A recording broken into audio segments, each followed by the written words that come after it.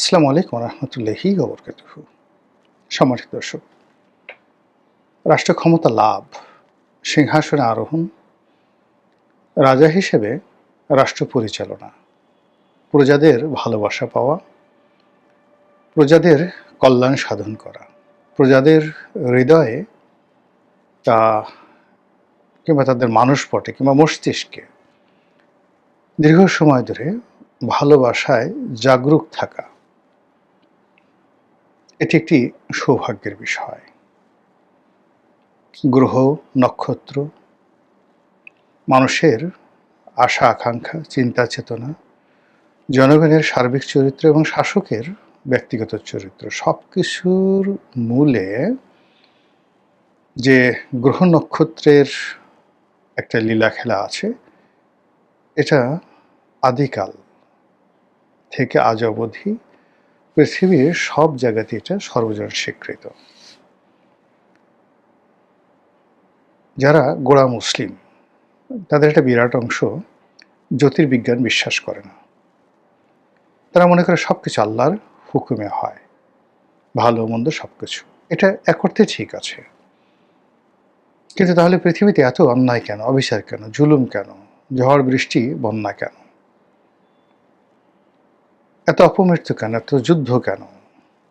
এর প্রতিটি বিষয় দার্শনিকভাবে যদি আপনি চিন্তা করতে পারেন, তাহলে আপনার ঈমান বৃদ্ধি পাবে।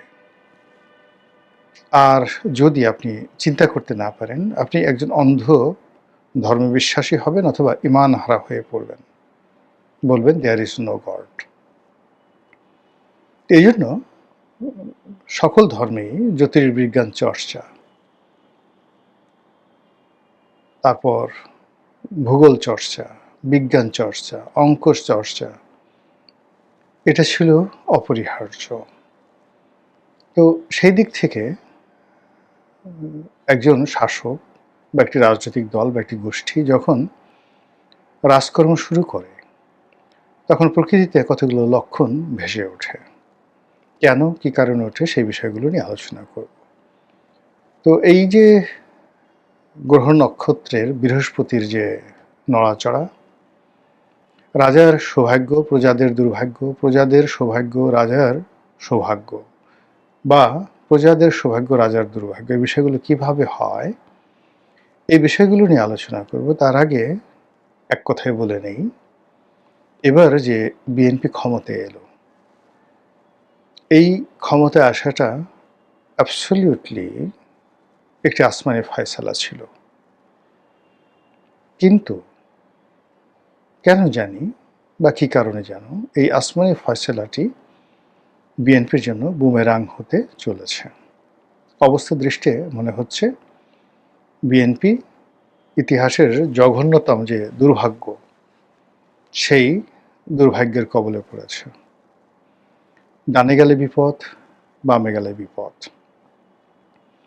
এবং মাত্র এই যে 18 মাসে, শেখ হাসিনার পতনের পরে প্রথম 18 মাস, এই 18 মাসে বিএনপির কর্মকাণ্ড, চিন্তা চেতনা সব কিছু, তাদের উপর যে অর্পিত দায়িত্ব বা তাদের উপর যে নিয়ামত আল্লাহ দিয়েছিলেন, সেই দায়িত্বের বরখেলাপ করা হয়েছে, নিয়ামতের খেয়ানত করা হয়েছে। এত কিছুর পর আবার বিএনপি যে ক্ষমতায় এলো, সেই ক্ষমতায় আসার জন্য তারা আল্লাহর প্রতি নির্ভর না করে পৃথিবীর অনেক মানুষের প্রতি নির্ভর করেছে। তারপর তারা এমন অনেক কাজ করেছে, গোপনে প্রকাশ্যে এমন অনেক কথা বলেছে এবং অনেক বিষয় বিশ্বাস স্থাপন করেছে, যেটি তাদের একেবারে দরকার ছিল না। ফলে মাত্র 1.5 মাসের মধ্যে, 45 দিনের মধ্যে সরকারের সামনে যে সমস্যাগুলো এসেছে, এই সময়ের মধ্যে যে জনরোষ তৈরি হয়েছে, এই সময়ের মধ্যে যে বিরক্তি তৈরি হয়েছে, আর এর সময়ের মধ্যে সরকারের একজন কর্মকর্তা, কর্মচারী, কর্তা ব্যক্তি জনগণের মধ্যে শ্রদ্ধা, ভালোবাসা কিংবা নির্ভরতার বিমূর্ত প্রতীক রূপে আবির্ভূত হননি। আচ্ছা, আপনি বলেন তো, বিএনপির কোন লোকটিকে দেখে আপনার মনে হয় ধার্মিক, ৫ ওয়াক্ত নামাজ কালাম পড়ে, অন্তরের অন্তঃস্থল থেকে আপনি তাকে ভক্তি করেন, শ্রদ্ধা করেন? আচ্ছা বলেন তো, বিএনপির কোন লোকটিকে দেখে মনে হয় যে এই লোকটি অর্থনৈতিকভাবে পরিপূর্ণভাবে সৎ? সে জেনাকার নয়, ব্যভিচারী নয়, তারপর অন্যের হক নষ্ট করে না, নিজে পরিশ্রম করে ২ পয়সা উপার্জন করে এবং সেই পয়সা দিয়ে খাওয়া দাওয়া করে, ডাল হোক ভাত হোক সেটা। বিএনপির কয়জনের ব্যাপারে আপনি সেই সাক্ষ্য দিতে পারবেন? আবার যদি বলা হয় যে আচ্ছা বলেন তো, বিএনপির কে কে চাঁদাবাজি করেছে, কে কে মাস্তানি করেছে, কে কে অন্যের হক নষ্ট করেছে, কে কে রাষ্ট্রের হক নষ্ট করেছে, কে কে চোখে মুখে মিথ্যা কথা বলে, আর কে কে অভিনয় করে, মুনাফিকি করে? আপনি দেখেন তো কয়জনের নাম বলতে পারেন বা কয়জনকে দেখেন? তাহলে বুঝতে পারবেন যে কেন আল্লাহর দেয়া একটি নিয়ামত, আল্লাহর দেয়া একটি সুযোগ, সেটি একটি রাজনৈতিক দলের জন্য দুর্ভাগ্য, দুর্ভোগ এবং দুর্দশায় পরিণত হয়ে গেল। ধরুন বিএনপি ক্ষমতায় এলো, আসার সঙ্গে সঙ্গেই শুরু হয়ে গেল ইরান এবং ইসরায়েল যুদ্ধ, ইরান এবং আমেরিকা যুদ্ধ। এবং এই যুদ্ধে বাংলাদেশে আসলে কোনো অবস্থাতেই নেতিবাচক কোনো কিছু হওয়ার সম্ভাবনা ছিল না। পেট্রোলের পর্যাপ্ত মজুদ আছে, ডিজেলের পর্যাপ্ত মজুদ আছে, অকটেন প্রয়োজনের চেয়ে বেশি আছে, কিন্তু তারপরেও কেন মানুষের বিশ্বাস সরকার অর্জন করতে পারছে না? সরকার যা কিছু বলছে কেউ বিশ্বাস করছে না, কেউ আস্থা স্থাপন করতে পারছে না। যে যার মতো এতটা বিশৃঙ্খল পরিবেশ তৈরি করছে যে বাংলাদেশের সমস্ত পেট্রোল পাম্পগুলোতে মানুষ মৌমাছির মতো ঘুরছে এবং সরকার যত চিৎকার করছে, চেঁচামেচি করছে, ভয় দেখাচ্ছে, শাস্তি দিচ্ছে, মোবাইল কোর্ট পরিচালনা করছে এবং তাদের তাবেদার মিডিয়া দিয়ে একের পর এক উপর্যুপরি প্রচার প্রপাগান্ডা চালাচ্ছে, কিন্তু পরিস্থিতির উন্নয়ন হচ্ছে না, অথচ এটা কোনো সমস্যা নয়। দ্বিতীয়ত, এই ধরনের যুদ্ধ অতীতে যখন হয়েছে, উন্নত বিশ্বে বা দ্বিতীয় বিশ্বে যখন এই ধরনের সমস্যা হয়, তৃতীয় বিশ্বের চাহিদা বেড়ে যায়। আপনি ধরুন এই যে গত মাসে $4.25 বিলিয়ন, মানে মার্চ মাসে $4.25 বিলিয়ন বিদেশ থেকে রেমিটেন্স এসছে, যেটা আমাদের বাংলাদেশের ইতিহাসে কোনোদিন হয়নি। কেন হলো বলেন তো? এই যুদ্ধের সময় ওই দেশে যারা টুকটাক ব্যবসা বাণিজ্য করত, ব্যাংকে টাকা পয়সা রেখেছিল, তারা মনে করেছিল যে শেষ, টাকাগুলো তারা এনক্যাশ করে বাংলাদেশে পাঠিয়ে দিয়েছে। এটা হলো প্রথম কাজ। ২ নম্বর হলো এই যুদ্ধের ফলে আমাদের যে প্রবাসী শ্রমিক ভাই যারা ওখানে আছেন, তাদের আয় রোজগার বেড়ে গেছে, কাজকর্ম বেড়ে গেছে। মালিকরা যারা ওখানে সেই কফিল, তারা সব কিছু খুব দ্রুত গুছিয়ে আনতে চাচ্ছে।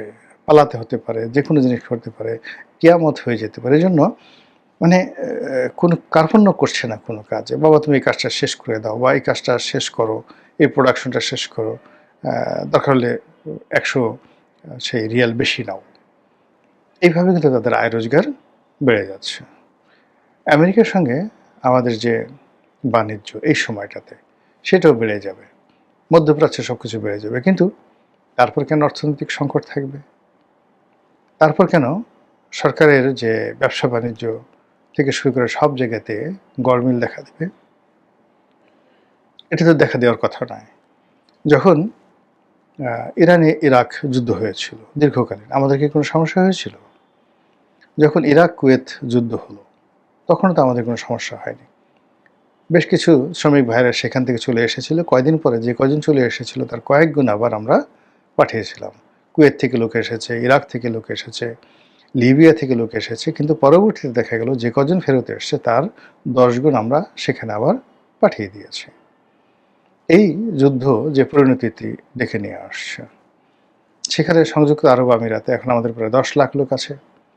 এটা যদি অবকাঠামোর উন্নয়ন তাদের করতে হয়, বাংলাদেশ থেকে আরও 10 থেকে 20 লাখ লোক নিতে হবে, কাতারে নিতে হবে লোক, সৌদি আরবে লোক নিতে হবে, এবং ইরানে একটা বিরাট সংখ্যক শ্রমশক্তি, যেটা 80-র দশকে ছিল, 90-র দশকে ছিল, এভাবে অন্তত ইরানে ২০ লাখ লোকের কর্মসংস্থান তৈরি হবে।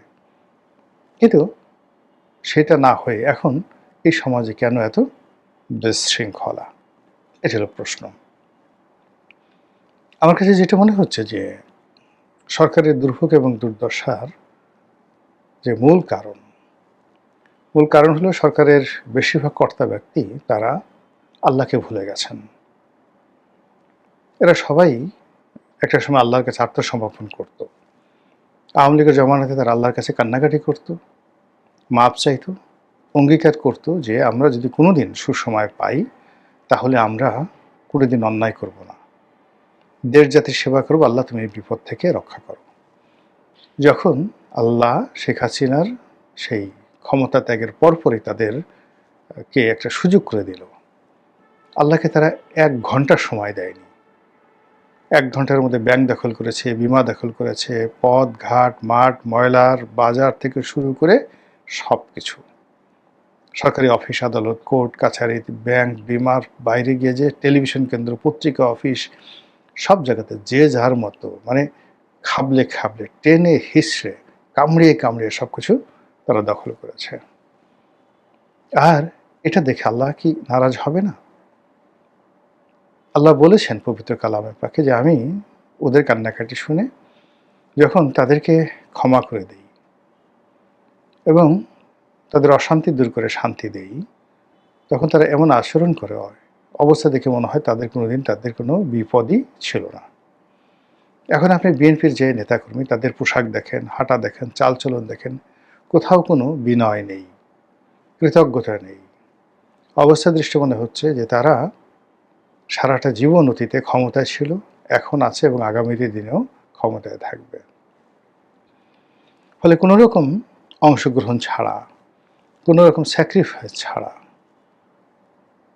কেবলই মাত্র তারা আওয়ামী লীগের দ্বারা জুলুম নির্যাতনের শিকার হয়েছে। এই কারণ হলো আওয়ামী লীগ তাদেরকে টার্গেট করেছে যে তাদেরকে মারবে, দোষটা ছিল আওয়ামী লীগের। কিন্তু একটি লড়াই করার জন্য, সংগ্রাম করার জন্য, একটি জাতিকে মুক্তি দেওয়ার জন্য বিএনপি যারা নেতাকর্মী তারা সেই কাজগুলো করেনি আওয়ামী লীগ জমানাতে। কিন্তু তারপরেও পরিস্থিতি এমন একটা জায়গাতে ছিল, আল্লাহ রাব্বুল আলামিন তাদেরকে যে সুযোগ দিয়েছে সেই সুযোগ তারা পেয়েছে। কিন্তু সেই সুযোগ পাওয়ার পর যে আনুগত্য দেখানো দরকার, যে কৃতজ্ঞতা প্রকাশ করা দরকার আল্লাহর প্রতি এবং আল্লাহর বান্দাদের প্রতি এবং আল্লাহর যে সকল সাহায্যকারী শক্তি রয়েছে যারা বিএনপিকে সাহায্য করেছে তাদের প্রতি তাদের যে কৃতজ্ঞতা থাকা দরকার, এটা তারা দেখাচ্ছে না।